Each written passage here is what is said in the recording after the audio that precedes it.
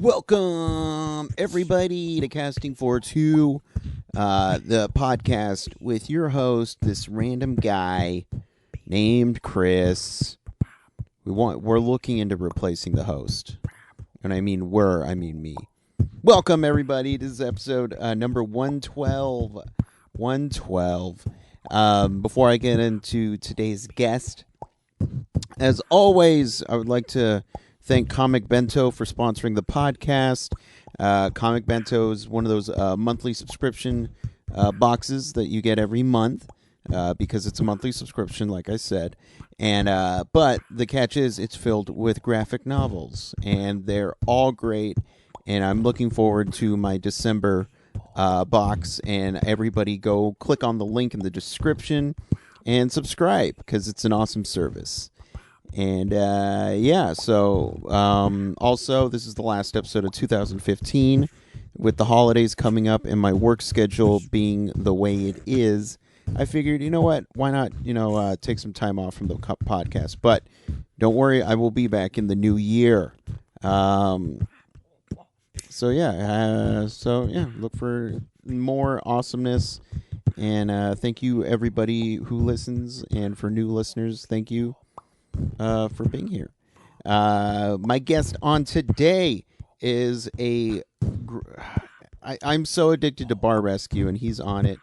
He's one of the consultants. It's Mr. Russell Davis, and he is the definition of a true Texas gentleman. He's a cool guy, great stories, and I had a blast chatting with him. I'm one of those guys who is drunk talking with my buddy saying we should open up a bar, even though I probably wouldn't know it. I know I wouldn't know what to do. But I had a great time chatting with Russell, and got to have him back on. But you know what? Let's get into this episode. So, Chris, cue the music, please.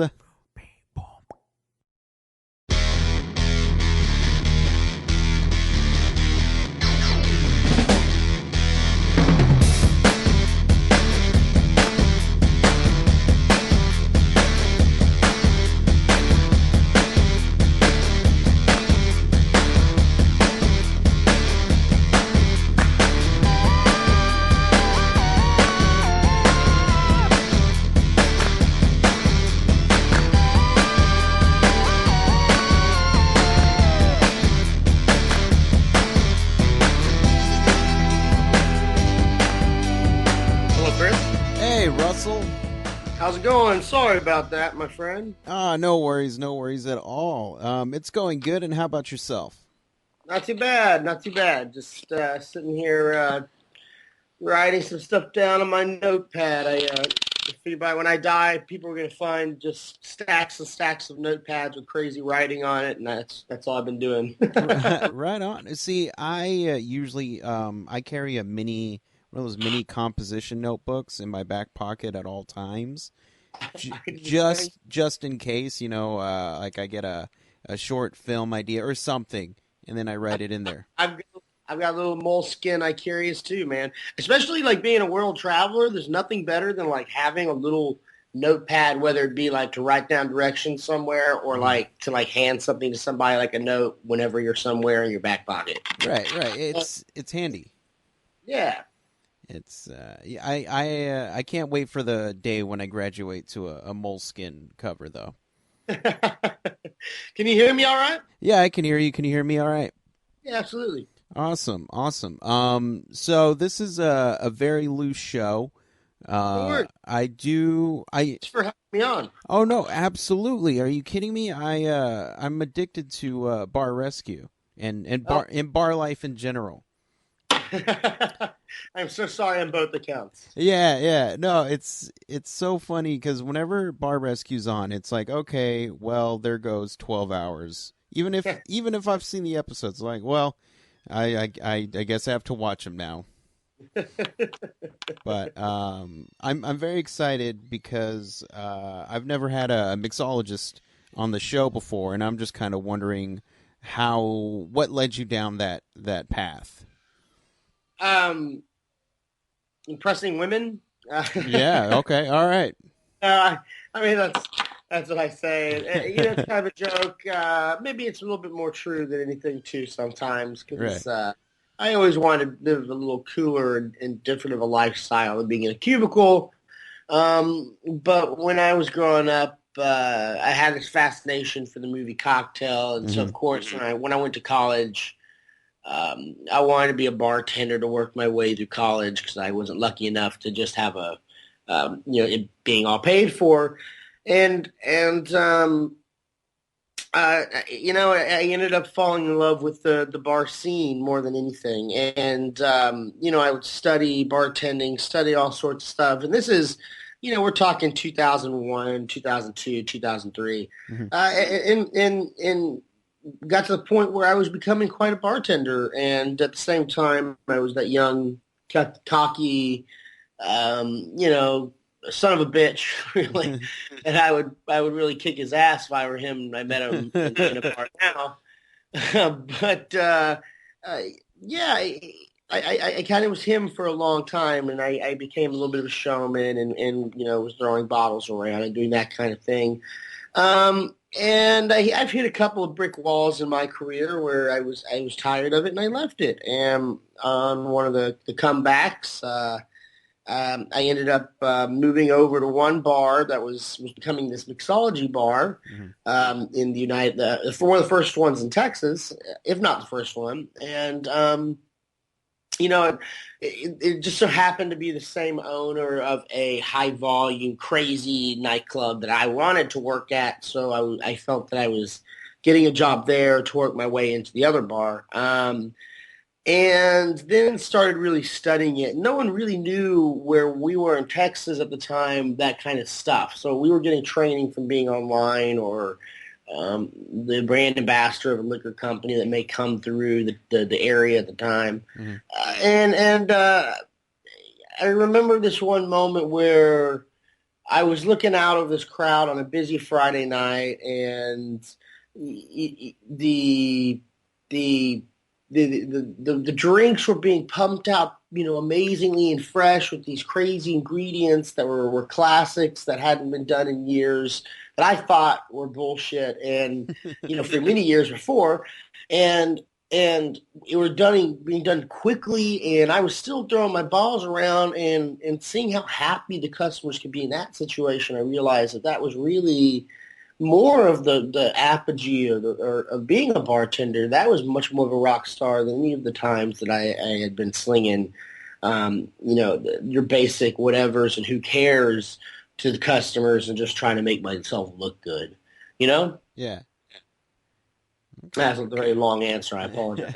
No, no, I love it. It's I love hearing long answers because it's me getting to know you a little bit better. So, Rock and roll, man. Yeah. I'll have to keep you at a distance then. I don't know how much I want you to know about me. what part of Texas was this in? That was in Austin, Oh, Texas. okay. Austin has a really great bar scene. At the time of Hurricane Katrina beforehand, I think that New Orleans was more bars and nightclubs per capita than the rest of the United States. But after that happened, well, one, we already had a very important street called Sixth Street that a lot of people. It Right. was the party crazy bar street, and that got flooded with refugees of bar staff and hospitality industry from New Orleans, as well as took a lot of that tourism while New Orleans had to be rebuilt. Hmm. So I was really kind of coming to my own in the midst of that. So I was lucky because I got to see a lot of that of this craziness go on, but had to kind of rise to the top in my own ways as well in order to be different and recognized, Okay. which is not easy. Yeah. And it's funny because I love Sixth Street. Oh, Whenever because I live in San Antonio, which is like an hour away from Austin. So, eh, yeah, yeah. yeah, yeah. Man, I learned to bartend up and down 6th and 4th Street. I mean, my first bar gig was Cain and Abel's on West Campus in University of Texas, and I started out as security. So Right, yeah. right on. So when you go into a bar, first of all, is it easy for you to relax and enjoy the bar atmosphere, or are you like always a little bit critiquing it, or can you just let go of that? Yeah, I can absolutely let go of it. I have to, and I'd be able to enjoy it. I find myself trying not to go into as many bars as Hmm. possible, and not do a lot more of that drinking that I used to, just because I'm getting older and spend so much time to do it. But I'm sort of trying to care about my health a little bit more. Right. From a social aspect, I don't do it, but I do go into them a lot to study them to see what's going on, and also to enjoy them. So I don't always have to drink when I go to a Right. bar. Yeah. But I have to be able to turn it off because I still very much am in love with bars. I'm in love with the way that things move. Even to me, one of the sexiest things to see about a bar is when it's absolutely closed right after no one's in there and the lights are off. There's something very different about that. But for me, I can even walk into those spaces and I can almost see where the movements happen and I can see the way the crowds work. But yeah, I turn that off to enjoy it. But sometimes that switch gets switched back on if it's something that's just outrageous that happens in front of me, and that does happen sometimes. With anybody where a situation might pop up, and then next thing you know, you are judging anything and everything about the place because whatever they did in the first place, whenever you were trying to just have a good time, just really turned you off. Right. Right. And you mentioned that you like to do research at certain bars. What are some of the things that you are seeing that are very popular right now?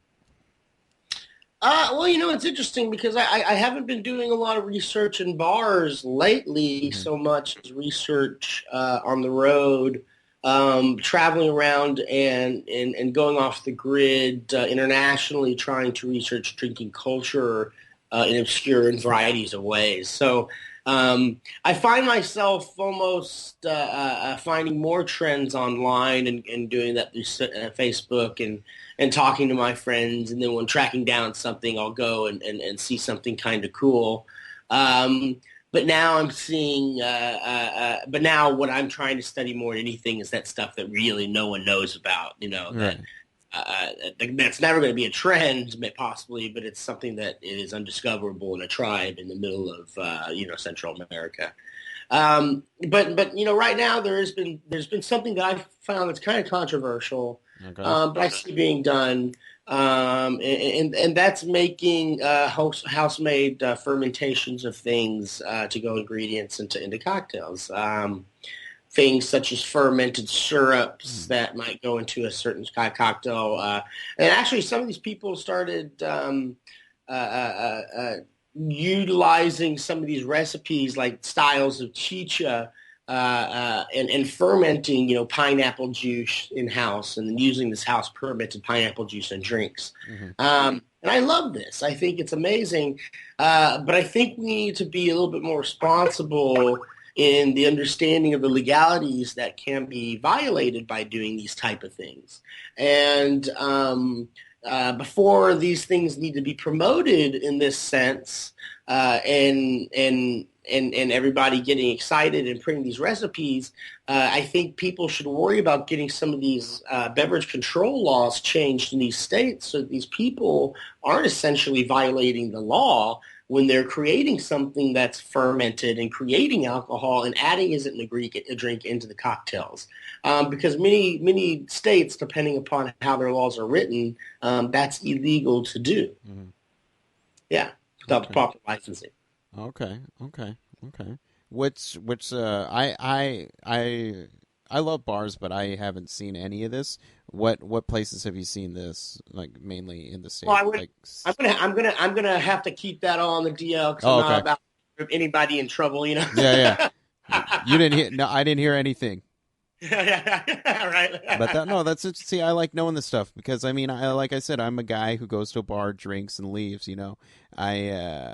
It's cool to know this stuff that that's not very well known. Yeah, I mean it's interesting because it really does cross a fine line, but from my understanding and is that there's a certain different kind of licensing when you start fermenting these things in house, and you're basically creating wines and creating beers Hmm. to an essence, and which especially in states like Texas, you have to be very very careful about what you're creating on premise and selling. Hmm. And what they're defining as that. And I understand that it's craft. I understand that it's historical. But I think it's definitely an issue that needs to be attacked. And not an issue that needs to be attacked that people need to quit doing it. I mean, for the love of God, I want to see it done as much as possible because it adds to the beverage culture more than anything. Right. But maybe start thinking about what needs change legally wise. And luckily, we as an industry have the ability to do that. We've already changed laws Hmm. and codes. For example, the infusion laws that were changed because of the old prohibition laws that existed in San Francisco that got all haywire and crazy, or the glove laws that were happening for food hospitality workers. We were able to step in and really get that all redone. This is another one that I think should be considered, Okay. depending upon the ABV percentage. But the problem at the end of the day is no one's really regulating that, I don't think. Right. Yeah. It's just your biggest concern is people's safety and health, and make sure that things are done properly so that nobody gets No, potentially hurt. my biggest concern really is that some kid doesn't read an article of this cool fermentation technique that's being done in another bar on this drink, and then he wants to do it at his bar, Right. and the next thing he knows, he gets arrested because he didn't realize what he was doing was illegal. Right. Right. Yeah. you know, and that's what I don't want. Gotcha. Yeah. And just quick I mean, step. and you're right. Also, I do want Yeah. everybody safe and everything. Everyone be safe. Drink responsible. All that other jazz that you mentioned. Yeah. Just to take a little rewind. When you said wanted to work your way through college, what were you going to school for? What's up? When you said that you wanted to bartend your way through college, what were you going through to school for?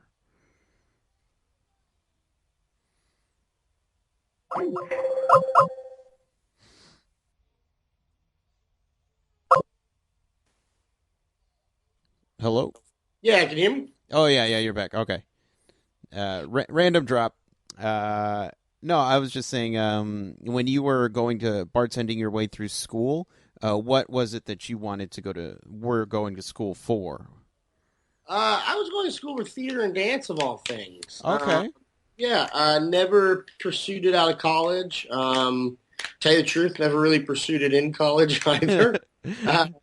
Uh, it was this high school dream of being this famous actor. Went to University of Texas Uh-huh. and fell in love with the bar industry. And as everybody was graduating from college and not being able to do anything besides get jobs out of Blockbuster, Right. uh, I wanted to continue on with what I was doing. I think I was making a good high five figures a year as this bartender, but still falling asleep in class and stuff. Right. Yeah, yeah. I specifically remember one of my teachers um, accusing me of being on drugs because I was always sleeping in his class and like pulling me aside and having this meeting with me, and I was like, "No, I'm not on drugs. I just literally get off of work at like 5 a.m. and I got to be here at 8, and Right.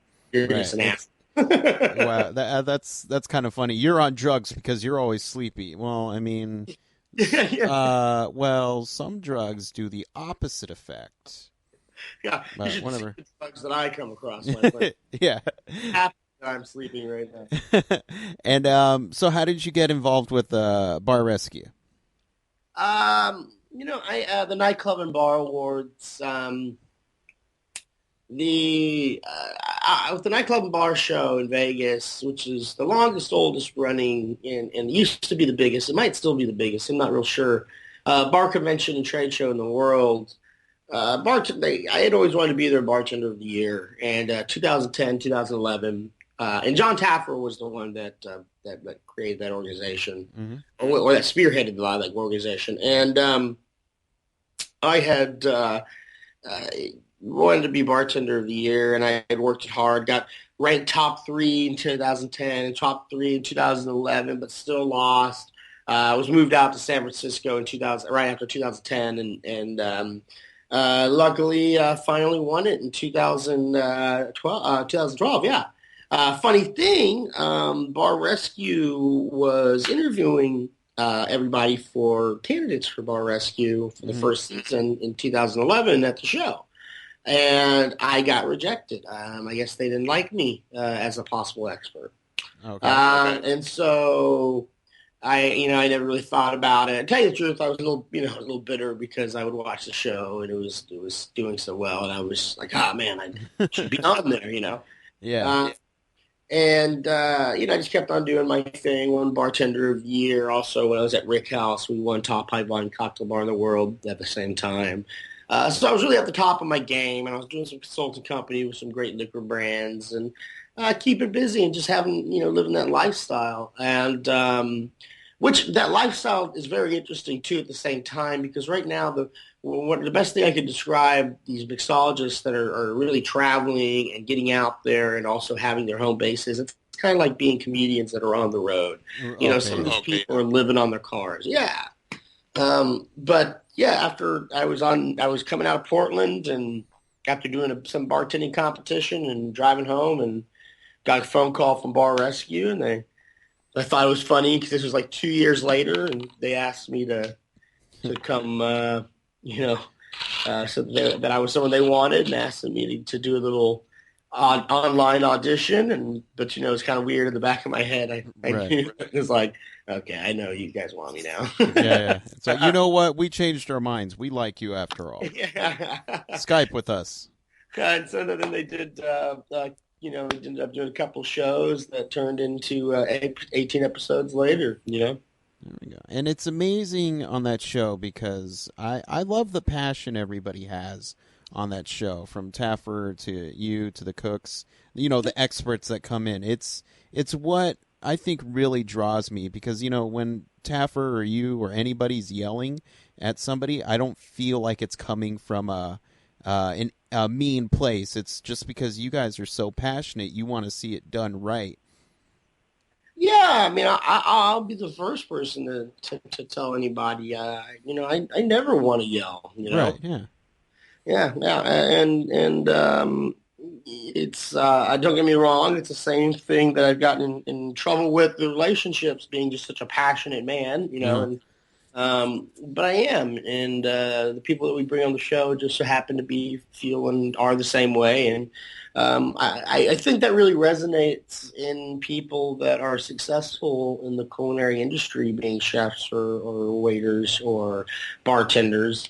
The ones that really care and that are good at it are very, very, very passionate people. Yeah. Yeah.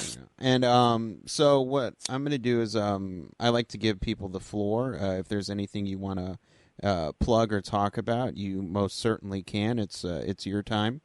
Cool.